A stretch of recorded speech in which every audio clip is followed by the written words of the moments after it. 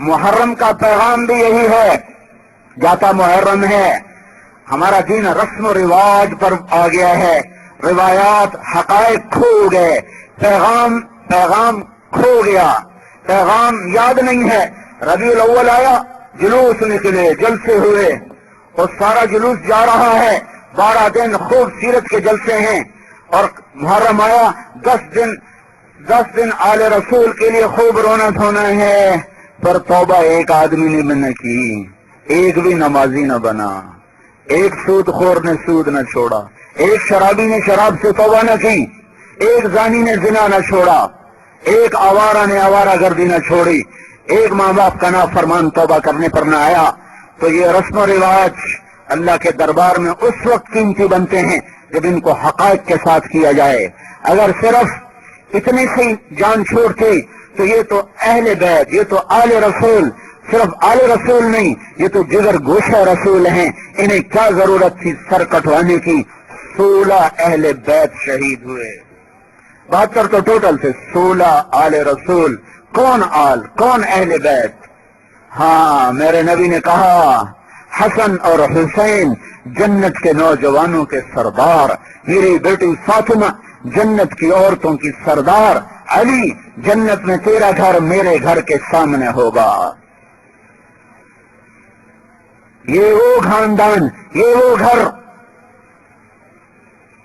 ان کے لیے جنت کا فیصلہ ہے اور اللہ کی رضا کا پروانہ مل چکا ہے، پھر یہ کیوں ذبح ہو رہے ہیں؟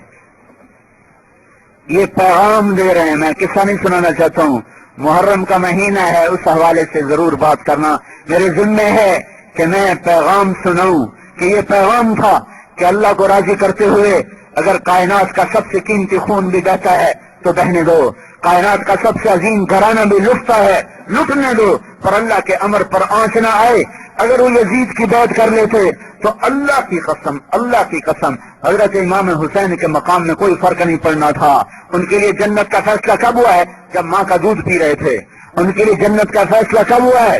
جب ابھی ان پر نہ نماز فرض ہے نہ روزہ فرض ہے، ابھی ماں کی گود ہے اور ماں کا دودھ ہے، اور میرا نبی کہہ رہا ہے حسن اور حسین جنت کے نوجوانوں کے سردار ہیں۔ ان کو کندھے پہ بٹھایا ہوا باہر تشریف لائے۔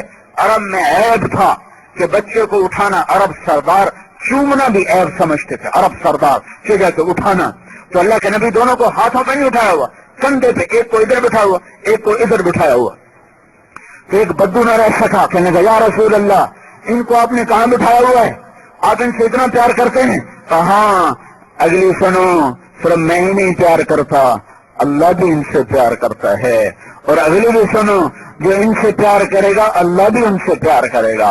اے اللہ، پھر آپ نے کہا اللہ میں ان سے محبت رکھتا ہوں، تو بھی ان سے محبت فرما، جو ان سے محبت کرے ان سے بھی محبت فرما، جو ان سے بغض رکھے تو بھی ان سے بغض رکھ۔ یہ وہ ہستیاں تھیں جن کی بوٹی بوٹی کر دی گئی۔ اگر بات کر لیتے تو جان بھی بچ جاتی، مال بھی بچ جاتا، اولاد بھی بچ جاتی، لیکن پھر کیا ہوتا؟ پھر روشنی کے مینار بجھ جاتے، پھر یہ مینار گر جاتے۔ یہ سورج ہماری دھرتی کو چمکاتا ہے، لیکن اس سورج کی روشنی میرے دل تک نہیں پہنچتی۔ سورج کی روشنی سے صرف لاہور کی زمین روشن ہوتی ہے، لیکن کربلاؤں کی روشنیاں وہ دلوں کے اندھیروں کو دور کرنے کا سامان ہیں۔ یہ وہ نور ہے جو دل کے اندھیروں تک جاتا ہے اور وہاں جا کر روشنی پھیلاتا ہے۔ یہ نور نہ ہوتا تو دنیا آج اندھیرے میں ڈوبی ہوئی ہے، لیکن پھر بھی کچھ ہیں جو نہ روشنیوں کے پیروکار ہیں۔ اگر یہ روشنیاں نہ ہوتی تو ان کا بھی نشان مٹ جاتا۔ لوگ سال کا نائٹ ایئر نیو ایئر مناتے ہیں، شراب پی کے، زنا کر کے، گھنگرو چھنکا کے، گٹار بجا کے، بندروں کی طرح ناچ کر۔ ہمارا سال اللہ نے ایسا بنایا ہے کہ شروع ہوتے ہی رونا دھونا شروع ہو جاتا ہے اور آنسو بہنا شروع ہو جاتے ہیں اور غم تازہ ہو جاتے ہیں، زخم ہرے ہو جاتے ہیں کہ یہ کوئی چھوٹا موٹا گھر تھا، یہ کوئی چھوٹا موٹا گھرانہ تھا۔ میں نے ابھی تو آپ کو بتایا کیسے اللہ نے چھانٹ کے اولاد رسول بنایا اور اس کی اولاد کو بنایا۔ یہ تو براہ راست اولاد ہیں۔ میں آپ کو اس سے 500 سال اگلا قصہ سناؤں۔ 500 سال بعد ابن جوزی 5ویں صدی کے عالم ہیں، ان کی کتاب البر والصلہ میں انہوں نے واقعہ نقل کیا ہے کہ آل رسول کے خاندان میں سے ایک عورت ऐसे आले रसूल वैसे ही गरीब रहते हैं, वैसे ही गरीब रहते हैं।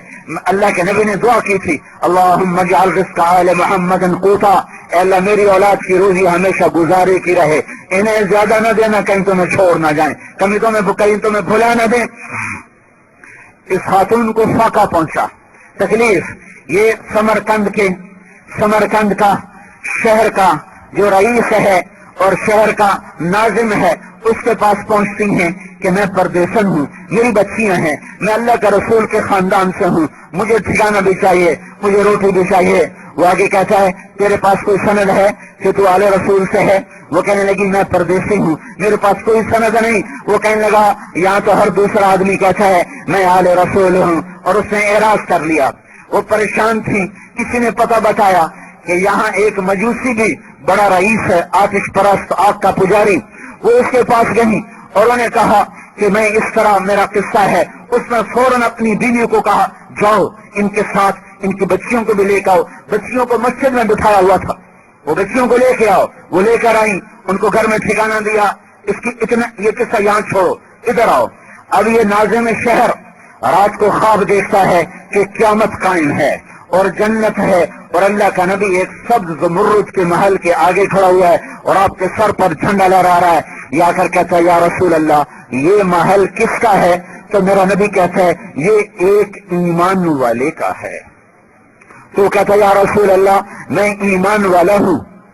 तो अल्लाह का नबी कहता है, तू अपने ईमान पे गवाह पेश कर, तो अपने ईमान की सनद पेश कर। तो उसका रंग फक होता है। तो अल्लाह के नबी गजबनाक होकर फरमाते हैं, मेरी बच्चियां तेरे पास चल कर आई, तो उनसे सनद मांगने लगा, मुझे भी अपने ईमान की सनद दिखाओ, फिर तेरा ईमान कबूल है। उसकी आंख खुली, उसकी चीखो पुकार। वो नंगे सर समरकंद का किस्सा है। वो नंगे पांव निकला है, वो कहां गई खातून? पता चला वो मजूसी ले गया। थोड़ जा उसका दरवाजा पीछा, वो बाहर निकला। क्या हुआ? कब वो खातून बच्चियों समेत मुझे दे दे। वो कहने लगा, वो दिन देखे का सौदा था जो मैंने कर लिया, ये नहीं हो सकता, अब मैं वापस नहीं करूंगा। वो कहने लगा, वो मुसलमान है, तू मजूसी है, तुम्हारा उनका जोड़ ही कोई नहीं। अगली भी सुनो, जो ही वो बच्चियां और माँ मेरे घर में दाखिल हुई, अल्लाह ने मेरे दिल में ईमान उतार दिया। मैं कलमा पढ़ के सोया हूँ, मैं मजूसी नहीं सोया। मेरे बच्चे, मेरी बीवी, मैं कलमा पढ़ा है, ईमान पर आज रात हम सोए हैं। उन्होंने कहा, क्या मेरी सारी दौलत ले ले, मुझे वो घर वापस कर दे। तब फिर अगले दिन सुन, जो महल जहां तुझे मरदूद किया जा रहा था, मैं उस वक्त मैं यही ख्वाब देख रहा था, तेरा खारजा हो रहा था, तेरा इखराज हो रहा था, और तुझे मरदूद करने के बाद मेरे नबी मेरी तरफ मुतवज्जे हुए और फरमाया, तूने मेरी बेटियों को ठिकाना दिया, तूने मेरी बच्चियों को ठिकाना दिया। कहा, या रसूल अल्लाह, मेरे पास है। कि तुझे भी जन्नत की बशारत देता हूँ, तेरी बीवी को भी जन्नत की बशारत देता हूँ, और तेरी औलाद को भी जन्नत की बशारत देता हूँ। ये ऐसा आली नसब और ऐसा आली खून है, लेकिन इसे करबला की मिट्टी में बहने दिया गया। क्यों? ताकि हर कोई समझे कि मंजिल अल्लाह है, मंजिल हुकूमत नहीं है, मंजिल सोना चांदी नहीं है, मंजिल अल्लाह है, मंजिल अल्लाह है, मकसूद अल्लाह है। हाय हाय, 20 आदमी शहीद हो गए, 52 बाकी हैं, नमाज का वक्त दाखिल हो गया। आपने फरमाया, आपके लश्कर के 3 झंडे थे। राइट सीधे हाथ का झंडा ज़ुहैर के हाथ में था, उल्टे हाथ का झंडा हबीब के हाथ में था, दरमियान वाला झंडा अपने भाई अब्बास के हाथ में था। तो जब नमाज का वक्त हुआ है, खून है, 20 आदमी तड़प चुके हैं, आपने ज़ुहैर से फरमाया,